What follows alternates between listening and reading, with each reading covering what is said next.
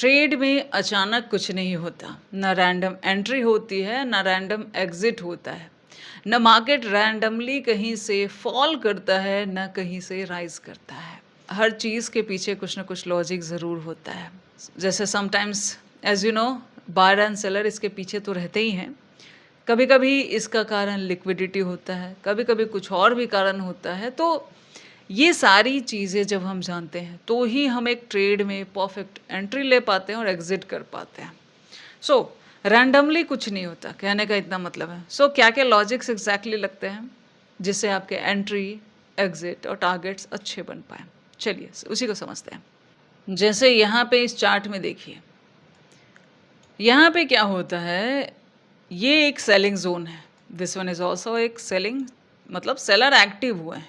कुछ ऐसा zone because of any reason यहाँ से सेलर है, क्योंकि सेल हुआ है, यहाँ भी सेल हुआ है और यहाँ एक बहुत अच्छी बाइंग होती है।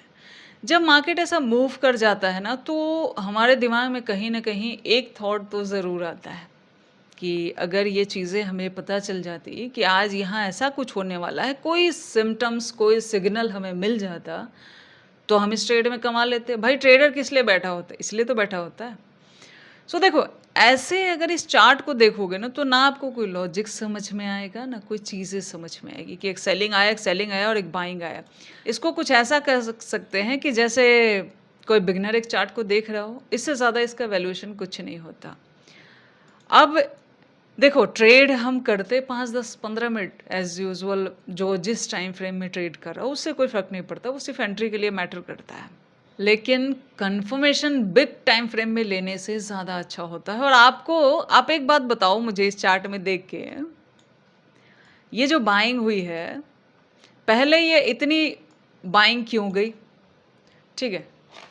दूसरी बात कि यहाँ से सेल ऑफ हुआ, इस जगह से सेलिंग क्यों आई, इस जगह से सेलिंग क्यों आई? कैसे कोई ये डिसाइड करता कि यहाँ कोई टारगेट है, या यहाँ तक मार्केट क्यों गई? क्या यहाँ कोई टारगेट था? क्या आप 5 मिनट में इतनी सारी चीज़ें पता कर सकते हैं? अगर इसको थोड़ा सा इस तरफ भी देखेंगे तो आगे का पूरा खाली है, इसके ऊपर इतना ही दिख रहा ना, क्योंकि छोटा टाइम फ्रेम आपको बहुत ज़्यादा नहीं दिखाता है। अब मैं आपको दिखाती हूँ एग्जैक्टली इस चार्ट में कैसे एंट्री, एग्जिट और टारगेट डिसाइड होते हैं। इसके लिए मैं पर्सनली यूज़ करती हूँ ज़्यादातर टाइम पे hourly time frame. Hourly time frame का अगर कंफर्मेशन मिल जाता है तो वो एंट्री, एग्जिट, टारगेट सब में हेल्प करता है। जैसे इसमें एक चीज़ समझिए, पहले वहाँ जाने से पहले एक चीज़ समझिए। यहाँ पे सेलर थे, यहाँ भी देखो सेलिंग है, इस जोन से भी सेलर आए, सेलिंग है, ठीक है, मतलब सेलर हैं इस जगह पे, उनके स्टॉप लॉस हैं। लिक्विडिटी यहाँ पड़ी हुई है, ठीक है। यहाँ भी देखा जाए तो सेलिंग आई, मतलब लिक्विडिटी यहाँ भी पड़ी हुई है।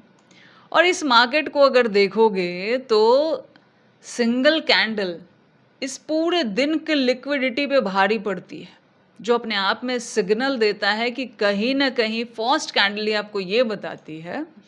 देखो, इंट्रा में हम कैसे ट्रेड डिसाइड करते हैं? जो मार्केट चल रही होती है और जो प्राइस में दिख रहा होता है उसके अकॉर्डिंग हमारा ट्रेड डिसाइड होता है, ना कि ये सोच के कि प्रीवियस डे मार्केट ने एग्जैक्टली क्या किया था। अगर मैं इस चार्ट में आपको सिंपली एक चीज़ समझिए, फिर बताऊंगी एग्जैक्टली एंट्री एग्जिट कैसे होता है। स्ट्रांगनेस कैसे चेक होती है? ये जो प्रीवियस डे की लिक्विडिटी थी, यहाँ जो सेलर कैसल यहाँ पड़े हुए थे, एक कैंडल, सिंगल कैंडल में इतनी कैपेसिटी थी, यानी इतना पैसा लगाया गया कि पूरे दिन की लिक्विडिटी ले ली, ठीक है। उसके बाद ये जो लिक्विडिटी थी इसको भी लेने में ज़्यादा टाइम नहीं लगा, 1, 2, 3 कैंडल होते होते यहाँ आके, यानी ये जो डे था, जो सुबह के आधा घंटा क्या शो कर रहा है कि इतना स्टैमिना है कि 2 दिन, एक दिन और दूसरा दिन, 2 दिन की लिक्विडिटी मार्केट ने उठा ली है। इतना स्टैमिना है। जो डे की कैंडल होती है ना, जो डे, 1 सेकेंड मैं बताती हूँ, जो डे की कैंडल होती है ना, इसको ऐसे समझ सकते हो, और एग्जैक्टली यही होता है कि इसकी हाई और इसका जो लो होता है, यहाँ पे लिक्विडिटी पड़ी हुई होती है, ठीक है। अब अगर किसी रेंज की लिक्विडिटी मार्केट लेती है तो कभी कभी उससे अगेंस्ट भी जाती है, उसके लिए अलग सिम्टम है। यहाँ पहले ये समझिए कि ये डे इतना ज़्यादा स्ट्रॉन्ग है कि इसने एक दिन के लिक्विडिटी अगर उठाया होता इन बायर्स ने, तो हम मानते हैं कि स्ट्रॉन्ग है, क्योंकि अगर डे का हाई टूटता है तो मतलब स्ट्रॉन्गनेस है मार्केट में। लेकिन इस मार्केट में इतनी स्ट्रॉन्गनेस थी कि इसने 2 दिन की लिक्विडिटी उठा ली। मतलब ये कुछ ऐसा कैंडल होगा ना, इस कैंडल और यहाँ वाली कैंडल, इसकी लिक्विडिटी उठा ली और इसकी भी यहाँ से उठा ली। मतलब 2 दिन कभी भी देखना, नॉट ओनली इन बाइंग, जब भी सेलिंग में भी 2 दिन का डे के कैंडल का मार्केट लिक्विडिटी उठाता है और प्राइस उसी डायरेक्शन में बन रहा होता है, तो वहाँ सिंपली उस डायरेक्शन में हमें जाना चाहिए। और कैसे एंट्री और टारगेट डिसाइड करने चाहिए। सो इस रेंज को सबसे पहले मैं यहाँ पे आवरली टाइम फ्रेम में समझने का ट्राई करूँगी, जो जिससे मुझे एसएल टारगेट सब कुछ डिसाइड करने में हेल्प मिलती है। सो यहाँ पे एक दिन है, वैसे तो इसका भी ले ले तो बहुत ज़्यादा होता है, लेकिन मार्केट में इतना स्ट्रेंथ है कि इसका भी उठा लिया और इसका भी लिक्विडिटी उठा लिया। ठीक है, चलो एक आवरली कैंडल ये बता रहा है कि बहुत बढ़िया, मतलब ये यहाँ से गया। अब उसके बाद भी मूव हुआ है, अब यहाँ लिया, वैसे भी देखा जाए तो फर्स्ट कैंडल काफ़ी ज़्यादा मूव की थी।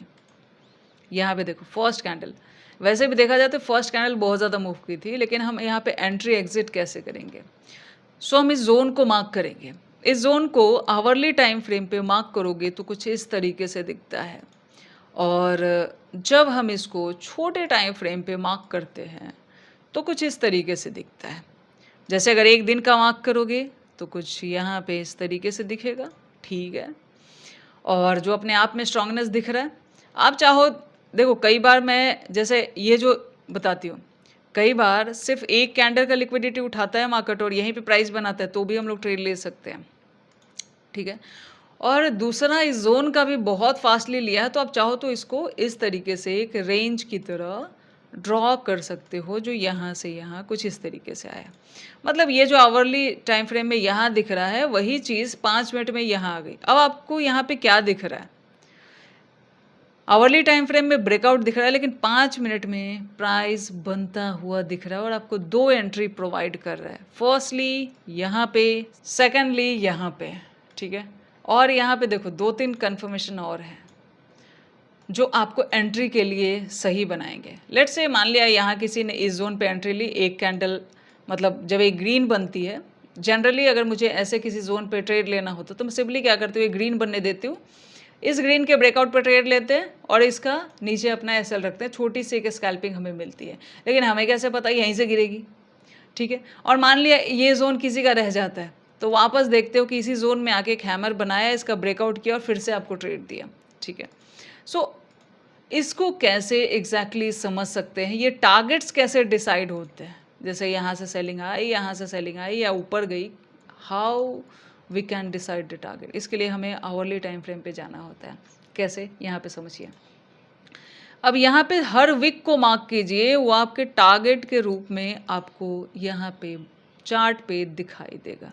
एक विक मार्क किया मैंने, कौन सा, यहाँ पे देखिए ये वाला विक, इधर जो ये 2 विक है, इधर विक बताता है कि यहाँ पे सेलर जोन है, सेलिंग एरिया है, मतलब एक प्रॉफिट बुकिंग एरिया कह सकते हैं बायर के लिए, क्योंकि ऐसा जोन जहाँ से सेलर एक्टिव हुए हैं वहाँ पे प्रॉफिट बहुत सारे लोग बुक करते हैं। सिंपल सी बात है।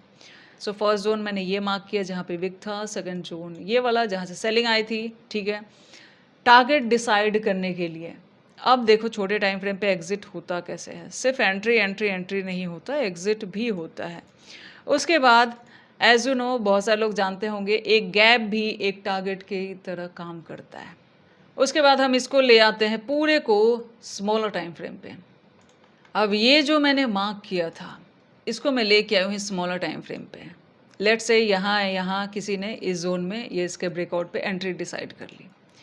टारगेट देखो, एक जोन यहाँ जिससे ज़रा सा टकराया, मार्केट ऊपर गया। कहाँ गया, पहला लिक्विडिटी जब मार्केट उठाता है उसके बाद सेकंड लिक्विडिटी को मार्केट टारगेट करता है। लेट्स से यहाँ से सेलिंग आई है, यहाँ से सेलिंग आई है, यहाँ से सेलिंग आई है, ये सब सेलर जोन ही मैंने मार्क किया है। जो टारगेट आपको दिख रहा है उससे ज़्यादा कुछ नहीं है, क्योंकि जो भी सेलिंग जोन है, एक बायर जब ट्रेड लेता है इतना ही ड्रॉ करता है कि आगे आगे कहाँ सेलिंग जोन है। उस जोन में वो ये देखता है कि अगर स्मॉलर टाइम फ्रेम पे कमज़ोरी दिख रही है तो वो अपना पैसा हटाने का ट्राई करता है।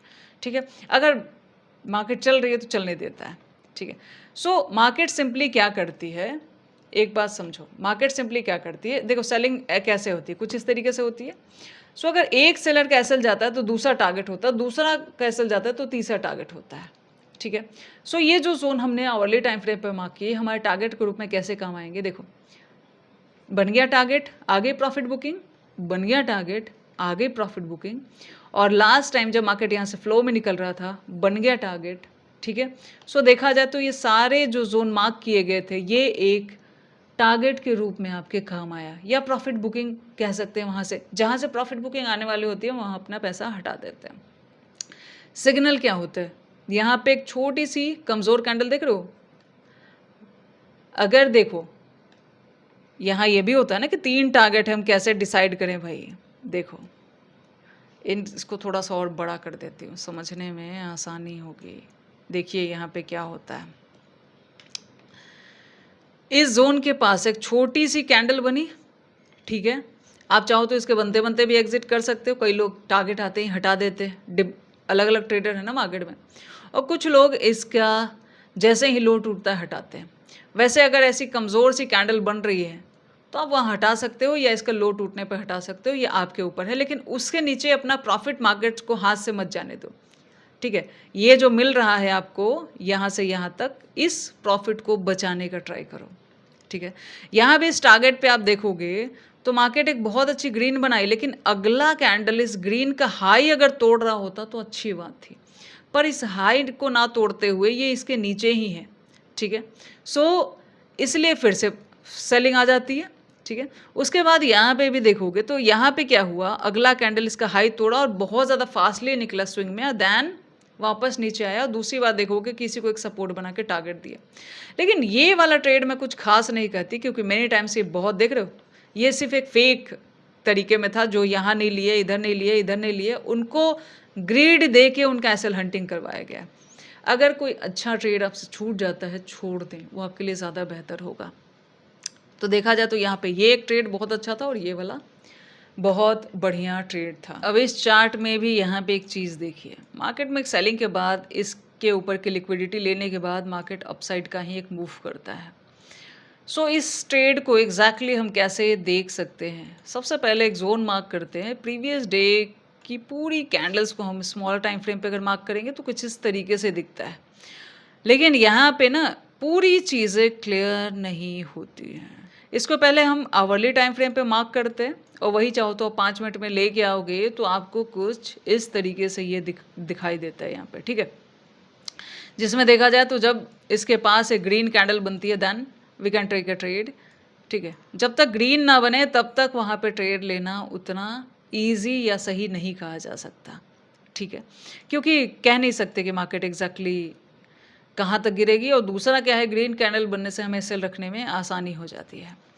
सो अगर मैं इसको कुछ इस तरीके से ड्रॉ करूं और यहाँ पे थोड़ा सा क्लोज करूं, 5 मिनट में इतना नहीं समझ आता, आवरली टाइम फ्रेम में अब मुझे एंट्री के साथ साथ टारगेट्स अगर चाहिए तो वी कैन टेक इट, हम बस ड्रॉ करेंगे आवरली टाइम फ्रेम में, जो जो हमें seller zone previously big time frame पे दिख रहा होता है, हम उसको बस ड्रॉ करते हैं यहाँ पे कुछ इस तरीके से, ठीक है?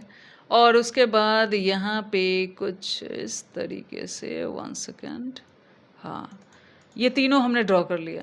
अब इसको लेके आओ स्मॉलर टाइम फ्रेम में, अब ट्रेड परफेक्ट आपको दिखेगा। अब यहाँ पे जो मैंने बिग टाइम फ्रेम पे ड्रॉ किया था, वही मैं आपको स्मॉलर टाइम फ्रेम पे दिखा रही हूँ कि कैसे एग्जैक्टली मार्केट में एग्जिट होता है और एंट्री होता है। सो यहाँ पे हम सिर्फ इस जोन को मार्क करेंगे, सिर्फ कैंडल देख के नहीं काम चल सकता ना।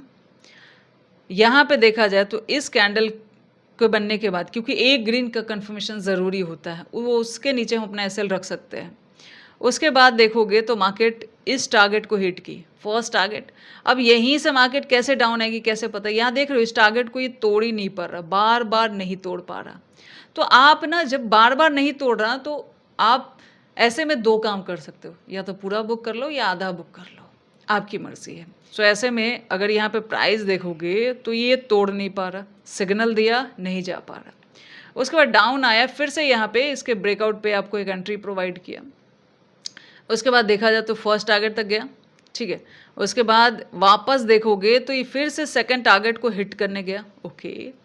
लेकिन यहाँ पे एक डबल टॉप बना के डाउन आ गया, आगे नहीं गया। अगर इस जगह पे किसी ने लिया भी तो इधर हटा दो, अदरवाइज़ देखा जाए तो 2 टारगेट फिल करने के बाद यहाँ पे एक छोटा-सा देखा जाए तो इस टारगेट पे ऐसे सपोर्ट बना के मार्केट ने एक एंट्री देने की ट्राई किया है।